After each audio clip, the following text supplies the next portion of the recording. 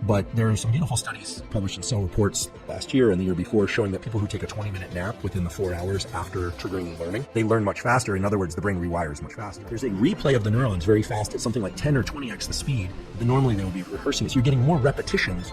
It was that tool when I was going through school. Yeah, exactly. Learning is a two-stage process. And the learning I'm referring to is specifically deliberate learning. You know, children are learning passively all the time. They're taking in new information. Their brain is not a complete tabula rasa. It's not a complete blank slate. There's some hardwired functions they show up with, like breathing, like heart rate, controlling heart rate. That helps. I mean, you know, offload as much as you can to the genetic program to hardwire the nervous system so they can learn how to walk. And walking is a good example. A kid learns how to walk and then walks reflexively. But of course, at any stage, you can think about how you're walking. That's this flexible transition between voluntary and involuntary movement. You have to learn how to walk. What we're talking about now is generally deliberate learning, language learning, skill learning, learning knowledge of any kind, learning how to, navigate the emotional dynamics of a relationship, anything. 2 phases. One is active engagement and focus. Much of the trigger for neuroplasticity as a process is engaged by dopamine and norepinephrine and a molecule called acetylcholine, which is liberated from multiple sources that we always talked about how acetylcholine controls the contraction of muscles. But in the brain, acetylcholine mainly comes from 2 sets of neurons, one in the brainstem and another in the basal forebrain. It serves as a kind of a highlighter, marking particular connections or neurons that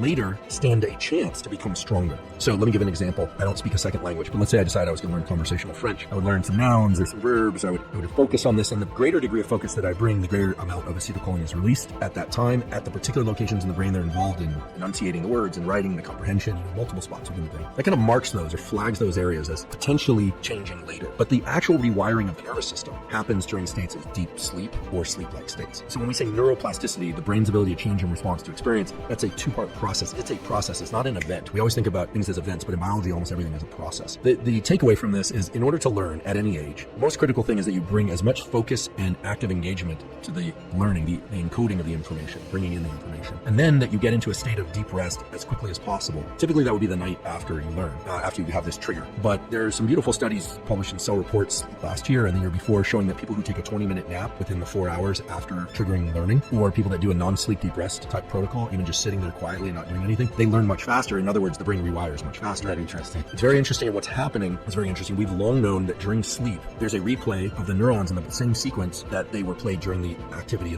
earlier in that day. Sometimes even backwards for some reason. It's like the song is played backwards, and who knows why. I don't think we should focus too much on that right now. But that replay is the consolidation of the information you learn. This is why you try something physically, try it physically, you can't do it, and then you come back a week later and voila, you can do it. You have the opportunity to change the neural circuits so that now you can do it. These non-sleep deep rest or these shallow naps of 20 to 30 minutes also create a replay or a firing of the neurons. But there's an additional tool. Get as focused as you can, but then relax as deeply as you can. But how long? Like, if you're going to be focused on something, is there a certain amount of bandwidth we have where it's productive and then it becomes unproductive? Yeah, and it varies for people, and some people use pharmacology to override what I'm about to say, but generally, after about 90 minutes, we exist on these so-called 90-minute ultradian cycles. Everything in sleep is a 90-minute cycle, everything in waking is a 90-minute cycle. If you sit down to work, you're like, all right, I'm finally going to turn my phone off, I'm going to write this book.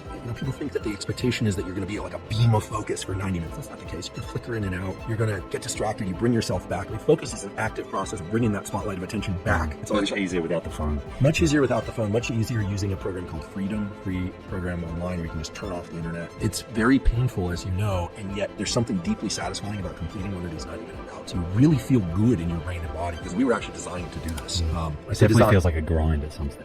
Oh yeah, and that friction and that anxiety sometimes that we feel is adrenaline. It's supposed to be stressful to learn. It's this idea that we just sit back and learn, or that movies have really destroyed the notion of learning. The idea that you're going to pick up the sword and suddenly have the skills. Forget it.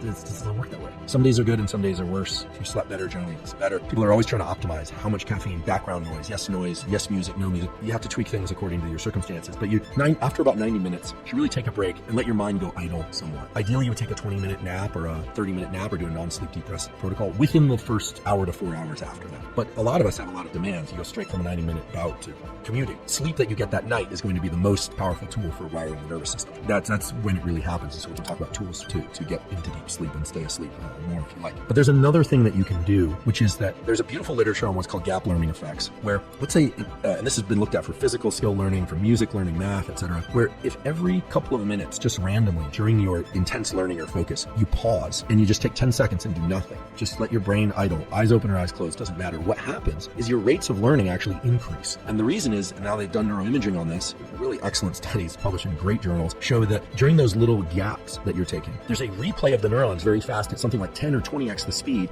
than normally they would be rehearsing. So you're getting more repetitions by stopping every once in a while. Now, you actually have to do the work. And how many of these to insert? And it should be random. So there are some free apps out there where you can set like a random buzzer, or just every once in a while you're writing or trying to do something, you just pause and do nothing.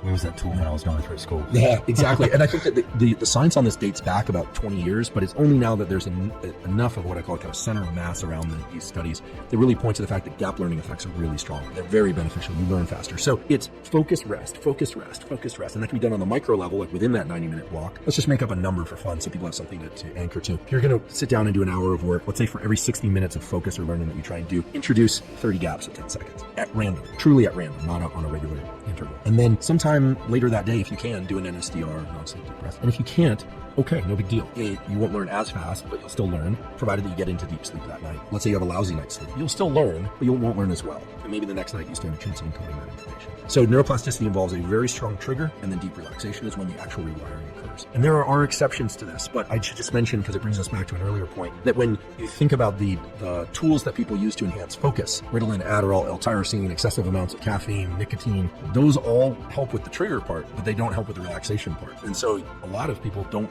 learn. They just get really good at doing, but they don't actually learn. So very effective people, regardless of workplace or activity, sport or cognitive work or otherwise, perform very well because they're very good at regulating the seesaw of focus, relax, focus, relax. And in the long term, it also is very health enhancing as opposed to health depleting. I mean, I know a dozen or more people who've done very, very well in business or academia who are a mess. They're physically a mess, they're emotionally a mess, they're mentally a mess, their relationships are a mess. People that I consider successful are people that are very successful in multiple domains of life. And that almost always correlates with an ability to engage and disengage. Deliberately engage and deliberately disengage.